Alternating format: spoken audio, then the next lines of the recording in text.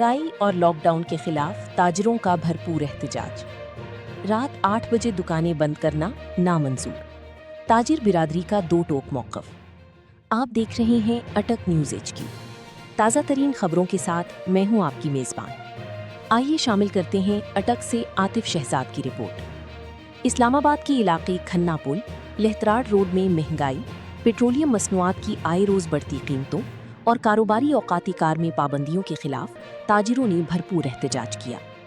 ये एहतजाज अंजुमनी ताजिरान, मोबाइल यूनियन एमदूबी टावर और Saqib Hasnain plaza mobile union के ज़ेरे एहतमाम किया गया, जिसमें ताजिर बिरादरी ने मुकम्मल यकजहती का मुजाहरा करते हुए दोपहर 2 बजे से शाम 4 बजे तक अपनी दुकानें, मार्केटें और प्लाजी बंद रखी।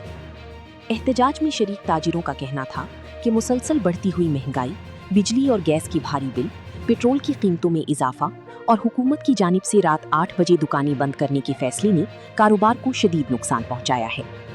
ताजिरों के मुताबिक पहले ही कारोबारी हालात इंतहाई ख़राब हैं, जबकि महदूद औकाती कार ने छोटी ताजिरों और दिहाड़ीदार तबके के लिए संगीन माशी मुश्किलात पैदा कर दी हैं।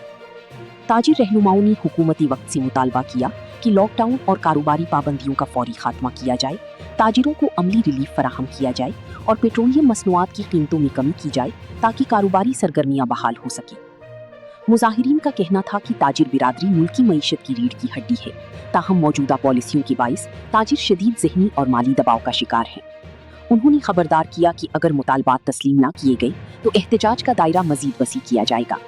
ताज़ा खबरों से बाखबर रहने के लिए हमारे YouTube चैनल को सब्सक्राइब करें, फेसबुक और टिकटॉक पर फॉलो करें और अपनी राय का इजहार लाइक, शेयर और कमेंट के जरिए ज़रूर करें।